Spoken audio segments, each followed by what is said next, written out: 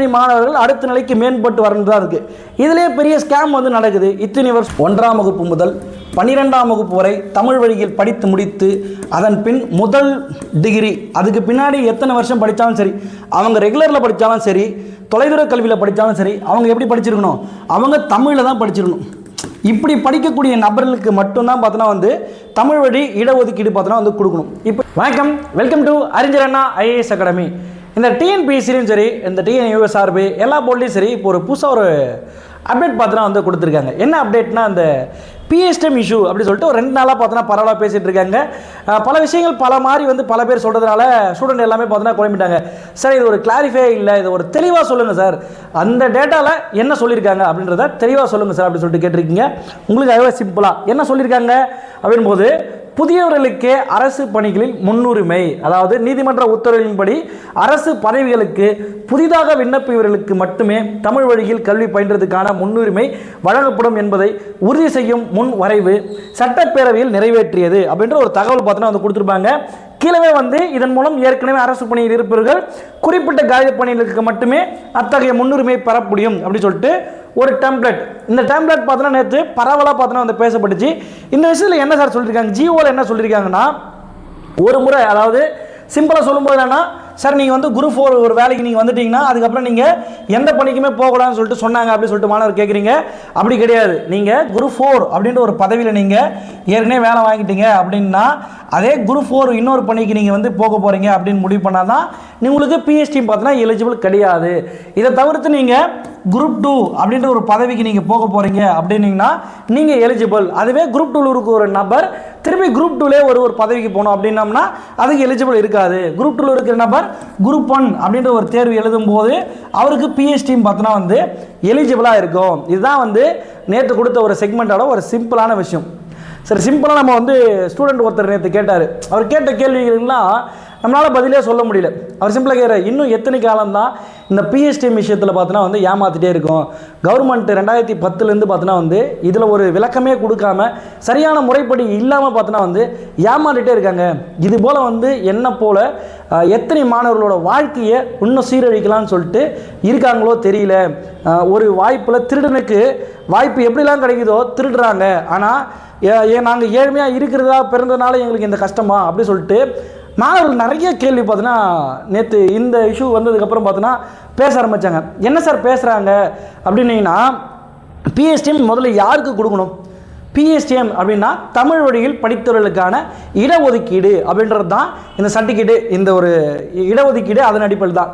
யாரெல்லாம் தமிழ் மீடியம் படித்தவங்க, 1ஆவதுலேருந்து 12ஆவது வரைக்கும் படித்தவங்க ப்ளஸ் டிகிரி முடித்தவங்க, அதாவது தமிழ் படித்த, அதாவது இது எப்படி தமிழ் வழியில் எப்படி அவங்க எடுத்துக்கலாம்னா, அந்த குறிப்பிட்ட கல்வி தகுதி, உதாரணத்துக்கு குரூப் 4 அப்படி படிக்கக்கூடிய நபர்களாக இருந்தாங்கன்னா 10th வரைக்கும் இருக்கிற நபர்கள் 1ஆவது முதல் 10ஆம் வரைக்கும் படித்தவங்களாம் என்ன பண்ணலாம், பிஎஸ்டிஎம் இருக்குது அப்படி சொல்லிட்டு எடுத்துக்கலாம். இதை ஒரு சில கோஆப்ரேட்டிவ் போஸ்ட்லாம் வரும், அதுக்கு 12th அப்படின்னு சொல்லிட்டு இருக்கும். அப்போ அவங்க என்ன பண்ணுவாங்க, இதுக்கு 12th அப்படின்னு சொல்லிட்டு பிஎஸ்டிஎம் பார்த்தோன்னா எடுத்துக்கலாம். இதுவே குரூப் 1 மற்றும் குரூப் 2 தேர்வுகளை, குரூப் 1 ஆகட்டும் குரூப் 2 ஆகட்டும், இந்த 2 தேர்வுகளையும் யார் சார் இந்த பிஎஸ்டிஎம் அதிகமாக எடுத்துகிட்டு போகிறாங்க அப்படின்னீங்கன்னா, உண்மையாக நியாயமாக பார்த்தோன்னா 1ஆவதுலேருந்து 12ஆவது வரைக்கும் தமிழ் மீடியம் படிச்சிருக்கணும். அதன் பிறகு என்ன பண்ணியிருக்கோம், ஒரு டிகிரியை தமிழ் மீடியத்தில் படித்தவங்க மட்டும்தான் இதுக்கு எலிஜிபிளாக இருக்காங்க, எலிஜிபிள் ஆகணும். ஆனால் இன்னி வரைக்குமே எந்த மாதிரி நபர்கள் வந்து பார்த்தோன்னா இந்த பிஎஸ்டிஎம்மை எலிஜிபிள் பண்ணுறாங்க அப்படின்னு பார்த்தோம்னா, பார்த்துங்க, இன்னி வரைக்குமே இப்படி தான் போயிட்டுருக்கு. எப்படிலாம் போயிட்டுருக்குன்னா, 6th 1ஆவதுலேருந்து 12ஆவது வரைக்கும் படிக்க வேண்டியது தமிழ் மீடியம் படிச்சிடுறாங்க. படித்து முடிச்சுட்டு டிகிரி, அதாவது டிகிரி ஒரு இன்ஜினியரிங் ஆகவோ அல்லது ஒரு ஆர்ட்ஸோ சயின்ஸோ இங்கிலீஷ் மீடியம் படிச்சிடுறாங்க. படித்து முடிச்சுட்டு வெளியில் போகிறாங்க. ஒரு சில செக்மெண்ட்லாம் பார்க்குறாங்க, அவங்களுக்கு செட் ஆகலை அப்படின்னு உடனே என்ன பண்ணுறாங்க, கவர்மெண்ட் ஃபீல்டு எக்ஸாம் சொல்லிட்டு தேர்ந்தெடுக்கிறாங்க. உடனே என்ன பண்ணுறாங்க, கரஸில் ஒரு டிகிரி வந்து போடுறாங்க, தமிழ் மீடியம் போடுறாங்க. டிகிரி போட்டு என்ன பண்ணுறாங்க, ஆட்டோமேட்டிக்காக இந்த செக்மெண்ட்டு பிஎஸ்டிஎம் அப்படின்ற ஒரு விஷயத்தை பார்த்தோன்னா வந்து யூஸ் பண்ணுறாங்க. சார், இதனால் உங்களுக்கு என்ன சார் பிரச்சனை அப்படின்னா, சார் எப்படி சார் எங்களுக்கு பிரச்சனை இல்லாமல் ஒரு ஸ்டூடெண்ட் பாதிக்கப்படுறாங்க சார், யார் ஒரு 10 குற்றவாளிகளோட தப்பிடலாம், ஆனால் ஒரு நிரபராதி பாதிக்கப்படக்கூடாதுன்னு சொல்லிட்டு சட்டமே சொல்லுதுங்களே. இதனால் இது வரைக்கும் எத்தனை மாணவர்களோட வாழ்க்கை பார்த்தோன்னா வந்து சீரழிஞ்சிருக்குன்னு சொல்லிட்டு தெரியுங்களா? எத்தனையோ மாணவர்களோட வாழ்க்கை சீரழிஞ்சு போயிருக்கு. சிவில் இன்ஜினியர் எப்படி சார் நீங்கள் படிக்க வேண்டியதா சார்? அதான் சார் நாங்களும் கேட்குறோம். சார் உங்களுக்கு வந்து பார்த்தோன்னா நீங்கள் ஏங்க சார் எங்கள் மாணவர்களோட இடஒதுக்கீடை நீங்கள் எடுத்துக்கிறீங்க? நீங்கள் தெளிவாக பாருங்கள் சார். 1ஆவதுலேருந்து 12வது வரைக்கும் நான் தமிழ் மீடியம் முழுசாக படிச்சிட்டேன். அது பார்த்தோன்னா வந்து டிகிரியும் பார்த்தோன்னா ஃபஸ்ட்டு டிகிரி நான் வந்து தமிழ் மீடியம் படிச்சிருக்கேன். அப்போ எனக்கு தானே சார் இந்த இடஒதுக்கீடே கிடைக்கணும். ஆனால் நீங்கள் என்ன பண்ணுறீங்க, இந்த இடஒதுக்கீட்டுக்காகவே பார்த்தோன்னா வந்து ஒரு டிகிரி நடுவில் படிச்சுட்டு இப்போ இதெல்லாம் வந்து குறுக்கில் வந்து பார்த்தோன்னா நிறைய பிரச்சனை இன்னைக்கே சொல்லிக்க வேண்டியது. எப்படின்னா சார் பிஎஸ்டிஎம் வச்சுருக்கோம் சார், நாங்கள் குரூப் 2 மெயின்ஸை பார்த்தோன்னா வந்து இங்கிலீஷில் எழுதி மார்க் எடுத்துக்கிறாங்கன்னு சொல்லிட்டு அப்படி ஒரு கோஷ்டி இருக்குது. இங்கிலீஷ் எழுத முடியாத மாணவர்கள்லாம் பண்ணுறீங்க தமிழ். ஐயா, நாங்கள் வந்து 1ஆவதுலேருந்து 12வது வரைக்கும் தமிழ் மீடியம் படித்த நபர்கள், ஃபஸ்ட்டு டிகிரி தமிழ் மீடியம் படித்த நபர்லாம் இருந்தால் எங்களுக்கு எது கம்ஃபர்டபுளான லாங்குவேஜாக இருக்கும்? எந்த லாங்குவேஜ் இருக்கும்?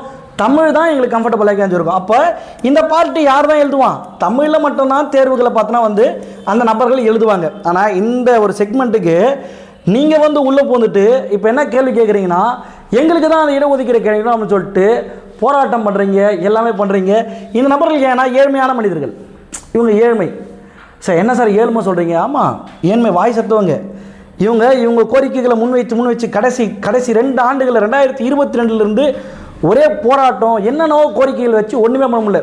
2022 எஸ்ஏ எக்ஸாம் மதிப்புமிகு சீமா அகர்வால் என்ன சொல்லியிருந்தாங்கன்னா, பிஎஸ்டிஎம் உங்களுக்கு சர்டிஃபிகேட்டில் உங்களுக்கு கிடைக்கணும் அப்படின்னு இருந்தீங்கன்னா பிஎஸ்டிஎம் செக்மெண்ட்டுக்கு நீங்கள் எப்படி எலிஜிபிள் அப்படின்றத அவங்க தெளிவாக கொடுத்துருக்காங்க. 20% நீங்கள் பிஎஸ்டிஎம் பெறணும் அப்படின்னம்னா 1ஆம் வகுப்பு முதல் up to first bachelor degree equal the Tamil medium. அப்போ ஒரு மாணவர் முதல் வழியில் அதாவது முதல் வழி டிகிரி வந்து பார்த்தீங்கன்னா தமிழில் படிச்சிருந்தா மட்டும்தான் அவங்க தமிழ் வழியில் எலிஜிபிள் அப்படின்னு சொல்லிட்டு 444 போஸ்ட்டுக்காக என்ன பண்ணாங்க, அவங்க தேர்வு நடத்தி முழுசாக வெற்றி பெற்று முடிச்சிட்டாங்க.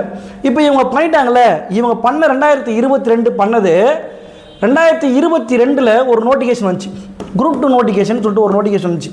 இந்த எஸ்ஐ தவறவிட்ட மாணவர்கள் எல்லாமே என்ன பண்ணாங்கன்னா குரூப் 2 எக்ஸாம் படிக்க ஆரம்பித்தாங்க. அப்போ குரூப் 2 எக்ஸாம் படிக்கும்போது என்ன மாதிரி விஷயம் நடந்துச்சுன்னா, தமிழ் வழியில் பார்த்தோன்னா வந்து நிறைய மாணவர்கள் பார்த்தோன்னா வந்து எழுதுகிறாங்க. எஸ்ஐ படித்த பசங்க அப்படியே பார்த்தோன்னா குரூப் 2 எக்ஸாமில் பார்த்தோன்னா கிளியர் பண்ணாங்க. அப்படி கிளியர் பண்ண மாணவர்களில் நிறைய மாணவர்கள் எப்படி இருக்காங்கன்னு பார்த்தோன்னா வந்து செகண்ட் டிகிரி பிஎஸ்டிஎம் வெற்றி பெற்ற மாணவர்கள். இந்த லிஸ்ட்டு வேணும் அப்படி சொல்லிட்டு ஆர்டிஐயில் போட்டால் அந்த தகவல் எங்களிடம் இல்லை அப்படின்னு சொல்லிட்டு பார்த்தோன்னா வந்து தகவல் வருது. உங்களுக்கு புரியுதுங்களா? எப்படி 6000 போஸ்ட்டில் 20% இடஒதுக்கீடுனா கூட 1200 போஸ்ட்டில் நீங்கள் லிஸ்ட் எடுத்து பாருங்கள், 200 பேர் கூட முதல் வழி படித்த மாணவர்கள் இருக்க மாட்டாங்க. 1000 பேர் 2ஆம் வழி தமிழ் வழி மாணவர்கள் மட்டும் தான் பார்த்தோன்னா வந்து இருப்பாங்க. சார் 2ஆம் வழி படித்தவங்களும் உங்களுக்கு என்ன சார் பிரச்சனை அப்படின்னா, சார் நீங்கள் வந்து பார்த்தோன்னா ஆல்ரெடி சார் அப்படி பிரச்சனை இருக்கிற நபர்களாக இருந்தால் நீங்கள் எடுத்துக்கங்க. 1ஆவதுலேருந்து 5ஆவது வரைக்கும் ஒருத்தர் மாணவர் படிக்கிறாங்க. அப்போ 6ஆவதுலேருந்து 12ஆம் வகுப்பு ஒரு மாணவர்கள் வந்து படிக்கிறாங்க. சார் இவன் வந்து தமிழ் மீடியம் படித்தா இவன் எலிஜிபிள் இல்லை. இவன் 1ஆவதுலேருந்து 5ஆவது வரைக்கும் இங்கிலீஷ் மீடியம் படிச்சுட்டான், இவன் எலிஜிபிள் இல்லை. ஆனால் 1ஆவதுலேருந்து 12ஆவது வரைக்கும் தமிழ் மீடியம் படிச்சுட்டு நடுவில் ஒரு டிகிரி வந்து இங்கிலீஷில் படிச்சுட்டு இந்த இடத்துல பார்த்தோன்னா இன்னொரு டிகிரி தமிழ் படித்தா இந்த நபர் மட்டும் எப்படி எலிஜிபிள் ஆவாங்க? நீங்கள் சொல்கிற மாதிரியே நான் வந்து 1ஆவதுலேருந்து 5ஆவது வரைக்கும் மீண்டும் போய் நான் தமிழ் மீடியம் படிச்சுட்டு வந்துட்டா நீங்கள் எலிஜிபிள் ஒத்துப்பீங்களா? இப்போ எங்கள் மாணவர்கள் கேட்குற கேள்வி அதுதான். நான் 1ஆவதுலேருந்து 5ஆவது வரைக்கும் நான் என்ன பண்ணிட்டேன், ஏற்கனவே இங்கிலீஷ் மீடியம் படிச்சுட்டேன். 6லேருந்து 12th வரைக்கும் தமிழ் மீடியம் படிச்சுட்டேன். ஒரு டிகிரி நான் தமிழ் மீடியம் படிச்சுட்டேன், முதல் டிகிரி தமிழ் மீடியம் படிச்சுட்டேன். ஆனால் எனக்கு என்னது பிஎஸ்டிஎம் அப்படின்ற ஒரு எலிஜிபிள் பார்த்தோன்னா எனக்கு கிடையவே கிடையாது. ஆனால் 1ஆவதுலேருந்து 12ஆவது வரைக்கும் தமிழ் மீடியம் படிச்சுட்டு இந்த இடத்துல ஒரு டிகிரி இங்கிலீஷ் மீடியம் டிகிரி வந்து படிச்சுட்டு அடுத்த டிகிரி பார்த்தோன்னா தமிழ் மீடியம் படிச்சுட்டு இந்த மாதிரி யூஸ் பண்ணுற நபர்களுக்கு இது எப்படி நீங்கள் எலிஜிபிள் கொடுக்குறீங்க? அப்போ நான் இந்த இடத்துல போயிட்டு 1ஆவதுலேருந்து 5ஆவது வரைக்கும் நான் வந்து படிக்கட்டுமா? அப்போ நான் படிச்சுட்டுனா எங்களை எலிஜிபிள் கொடுப்பாங்களா? இந்த தமிழ் வழி இடஒதுக்கீடுன்றது எதுக்காக கொடுக்க வந்தது? சிம்பிளாக ஏன்னா தமிழ் வழி மாணவர்கள் அடுத்த நிலைக்கு மேம்பட்டு வரணும் தான் இருக்குது. இதிலே பெரிய ஸ்கேம் வந்து நடக்குது. இத்தனை வருஷமாக 2010லேருந்து பார்த்தோன்னா இந்த ஸ்கேமு தொடர்ச்சியாக மாடலாக எப்படிலாம் வந்து ஸ்கேம் பண்ண முடியுமோ 2010லேருந்து ஃபஸ்ட்டு எப்படி பண்ணியிருந்தாங்க, அந்த தகுதியில் யாரெல்லாம் இருக்காங்களோ அவங்கள எலிஜிபிள். ஒரு டிகிரி தமிழ் மீடியம் முடிச்சிருந்தாங்கன்னா அவங்க எலிஜிபிள் பண்ணும்போது ஒரு டிகிரி என்ன பண்ணாங்க, கரஸில் போட்டு டிகிரி முடிச்சாங்க. இப்போ உடனே என்ன பண்ணுவீங்க, அப்போ கரஸில் படித்தவங்களாம் கிடையாது ரெகுலர் படிச்சிங்கன்னு சொல்லிட்டு அப்படி நீங்கள் கேஸ் மாற்றுவீங்க. முதல்ல தெளிவாக புரிஞ்சுக்கங்க, ஃபஸ்ட்டு டிகிரி முடிச்சிருக்கணும். இப்போது 2019 ஒரு கேஸ் நடந்துச்சு. 2019 நடந்த கேஸில் இந்த வழக்கு இதே போட்ட என் நண்பர் மூலமாக போட்ட கேஸில் தள்ளுபடியாச்சு. ஏன் வந்து அந்த கேஸ் தள்ளுபடியாச்சுன்னா, ஒரு நபர் வந்து 1ஆவதுலேருந்து 10ஆவது வரைக்கும் பார்த்தோன்னா வந்து தமிழ் மீடியம் படிச்சுட்டாங்க, 11ஆவது 12ஆவது படித்து முடிச்சுட்டாங்க. அந்த நபருக்கு 12வது படித்து முடிச்சோடனே திருமணம் ஆகிடுது. அந்த நபர் திருமணம் ஆகிட்டு 2 ஆண்டு காலம் என்ன பண்ணுறாங்க, படித்து முடிச்சுட்டு தொலைதூர கல்வி அதுக்கப்புறம் பார்த்தீங்கன்னா படிக்கிறாங்க, தமிழ் வழியில் படிக்கிறாங்க. அப்போ அந்த மாதிரி படிக்கிற நபர்களுக்கு நீங்கள் கேன்சல் ஆகிடும் அப்படின்னு சொல்லிட்டு லாஸ்ட்டில் 2019 அந்த கேஸை கொஞ்சம் டிஸ்ட்ராக்ட் பண்ணவே அந்த கேஸ் வந்து தள்ளுபடி ஆயிடுச்சு. ஒரு நபர் 1.5 ஆண்டு காலமாக வந்து போராடுறான், தமிழ் வழியிலே எங்களுக்கு இடஒதுக்கீடு கொடுக்கணும்னு சொல்லிட்டு போராடின விஷயத்தை ஒற்றை நபராக நின்று போராடினாரு. ஒன்றுமே பண்ண முடியல, முடிச்சு விட்டாங்க. இன்றைக்கி கூட பார்த்தோன்னா மார்க் தட்டி சொல்கிறாங்க. இப்போ நடந்து முடிந்த குரூப் 2 எக்ஸாமில் சார் எப்படி சார் நீங்கள் வந்து ஃபஸ்ட் டிகிரி வந்து முடிக்காமல் செகண்ட் டிகிரி யூஸ் பண்ணுறீங்களா சார் அப்படின்னா, தம்பி அதுக்கு நாங்கள் என்ன பண்ண முடியும், எங்களுக்கு கிடைக்கிற வாய்ப்பை நாங்கள் பயன்படுத்திட்டு தானே போக முடியும் அப்படின்னு சொல்லிட்டு சொல்கிறாங்க. அப்போ இது வந்து இன்னொருத்தருக்கு கிடைக்கக்கூடிய ஒரு தவறான இது தானே. அப்போ அவன் 3 வருஷம் டிகிரி படிக்கலன்றதுனால அவனுக்கு அந்த வாய்ப்பு பார்த்தோன்னா கிடைக்கல.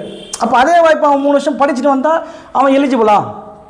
அது கரெக்டு தானே. நீங்கள் கேட்குற விஷயம், இந்த விஷயத்தை அவங்க ஏற்றுப்பாங்களா அப்படின்னும் போது இதை வந்து பார்த்தோன்னா கவர்மெண்ட் வந்து பார்த்தோன்னா முறையாக பரிசீலனை செய்யணும். இந்த விஷயம் இந்த சிம்பிளாக இது மாதிரி சீமா அகர்வால் 2022 ஒரு கரெக்டான முறையான ஒரு விஷயத்தை பார்த்தோன்னா எஸ்ஐ எக்ஸாமில் இம்ப்ளிமெண்ட் பண்ணி முறையான முறையில் தமிழ் வழி மாணவர்களை பார்த்தோன்னா இம்ப்ளிமெண்ட் பண்ணாங்க. நம்மளானா நீங்கள் அந்த பேட்ச் மாணவர்களை கேட்டு பாருங்கள், எல்லாருமே முதல் வழி மாணவர்கள். நீங்கள் எத்தனை பேருன்னு கேட்டால் லிஸ்ட்டு தர மாட்டாங்க. நீங்கள் கேட்டு பாருங்கள். இப்போ லாஸ்ட்டாக நடந்த 2025 2024 தேர்வில் குரூப் 1 தேர்வுகளில் எத்தனை மாணவர்கள் முதல் வழியில் தமிழ் வழியில் தேர்ச்சி பெற்றாங்கன்னு சொல்லிட்டு கேட்டு பாருங்கள், லிஸ்ட்டு தரமாட்டாங்க. குரூப் 2 எத்தனை பேர் தேர்ச்சி பண்ணால் அந்த தரவுகள் இன்னும் சேமிக்கப்படவில்லைன்னு சொல்லிட்டு சொல்லுவாங்க. அப்படி தான் சொல்லுவாங்க. அப்போ தமிழ் வழின்றது பார்த்தோன்னா முற்றிலும் பார்த்தோன்னா ஸ்கேம்ஸ் தான் நடந்துட்டு இருக்குன்னு சொல்லிட்டு மாணவர்கள் பெரும்பான்மை பார்த்தீங்கன்னா குற்றச்சாட்டு இருக்குங்க. தமிழுக்காக பார்த்தோன்னா நம்முடைய கலைஞர் பார்த்தோன்னா இந்த தமிழ் வழி இடஒதுக்கீடு அப்படின்ற விஷயத்தை மேம்பட்டு கொண்டு வரணும்னு சொல்லிட்டு நிறைய விஷயங்கள் பண்ணாங்க. அதில் சிறு சிறு ஓட்டைகள் மூலயமா நிறைய பிரச்சனைகளை கொடுத்து இன்னி வரைக்கும் அந்த இடஒதுக்கீடு முறையான மாணவர்களுக்கு போய் சேராமலே இருக்குது. அதனால் இந்த காணொளி வாயிலாக நாங்கள் கேட்குறது என்னென்னா, தமிழ் வழி இடஒதுக்கீடு 1ஆம் வகுப்பு முதல் தமிழ் வழி இடஒதுக்கீடு ஐயா சொல்கிற மாதிரி 1ஆம் வகுப்பு முதல் 12ஆம் வகுப்பு வரை தமிழ் வழியில் படித்து முடித்து அதன் பின் முதல் டிகிரி, அதுக்கு பின்னாடி எத்தனை வருஷம் படித்தாலும் சரி, அவங்க ரெகுலரில் படித்தாலும் சரி, தொலைதூர கல்வியில் படித்தாலும் சரி, அவங்க எப்படி படிச்சிருக்கணும், அவங்க தமிழில் தான் படிச்சிருக்கணும். இப்படி படிக்கக்கூடிய நபர்களுக்கு மட்டும்தான் பார்த்தோன்னா தமிழ் வழி இடஒதுக்கீடு பார்த்தோன்னா கொடுக்கணும். இப்போ இங்கே கேட்குற மாணவர்கள்லாம் இப்போ நீங்கள் கொடுத்துருக்க ஒரு திருத்தம் ஒன்று கொடுத்துருக்கீங்க. என்ன திருத்தம் அது? குரூப் 4 பாஸ் பண்ண நபர்கள் அடுத்த எக்ஸாமுக்கு பார்த்தோன்னா அடுத்த நிலவி குரூப் 2 யூஸ் பண்ணலாம், குரூப் 1 யூஸ் பண்ணிக்கலாம் அப்படின்னு சொல்லிட்டு பார்த்தோன்னா சொல்லியிருக்கீங்க. இதுக்கு நம்ம பசங்க மீம்ஸ் போடுறேன்னா இதுக்கு பருத்தி மூட்டை குடல்லே இருந்திருக்கலான்ற மாதிரிலாம் வேணும் சொல்கிறாங்க. ஒரு விஷயத்தை நம்ம கொண்டு போய் சேர்க்குறேன்னா அது முறையான மாணவர்களுக்கு போய் கொண்டு போய் சேருதா, எல்லாரும் இதில் பயனடைகிறாங்களா, அந்த திட்டம் சரியான மாணவர்களை போய் கொண்டடையுதா அப்படின்னு சொல்லிட்டு நீங்கள் அலசி ஆராயுங்க. இதுக்கு ஒரு வல்லுநர் குழு நீங்கள் அமைச்சு பாருங்கள். இந்த விஷயம் சரியாக தப்பா? ஏன்னா நீங்கள் பல மாணவர்கள் பார்த்தோன்னா இதனால் பாதிப்படைகிறாங்க. இதுக்கு கலைஞர் கொண்டு வந்த நோக்கமே தமிழ் வழி மாணவர்கள் மேலே வரணும் தான். ஆனால் இன்னி வரைக்கும் பார்த்தோன்னா நீங்கள் இன்னும் இல்லை, கவர்மெண்ட்டில் ஒன்றும் பெருசாக பண்ண தேவையில்லை. 2022 முதல் 2025 வரை தமிழ் வழி இடஒதுக்கீட்டில் எத்தனை மாணவர்கள் முதல் டிகிரி குரூப் 2 குரூப் 4 போஸ்ட் முதல் டிகிரியில் தமிழ் வழியில் முடித்தவங்க லிஸ்ட் எடுங்க. உங்களுக்கே இதுக்கான விளக்கம் பார்த்தோன்னா தெளிவாக புரியும். இதன் மூலமாக கேட்டுக்கிறது எங்கள் மாணவர்கள் பொறுத்த வரைக்கும் தமிழ் வழி படித்தவர்கள் தமிழ் வழிகளுக்கே பார்த்தோன்னா இடஒதுக்கீடு கிடைக்கணும் என்ற ஒரு கோரிக்கையை முன்னிறுத்தி இந்த வீடியோவை நாங்கள் நிறைவு செய்கிறோம். இந்த மாதிரி நீங்கள் ஏதாவது பாதிக்கப்பட்டீங்கன்னா உங்களோட தகவலை நீங்கள் மென்ஷன் பண்ணுங்கள். நம்ம அதுக்கேற்ற மாதிரி அடுத்தடுத்த மூவ்களை நம்ம கொண்டு போகலாம். தேங்க்யூ.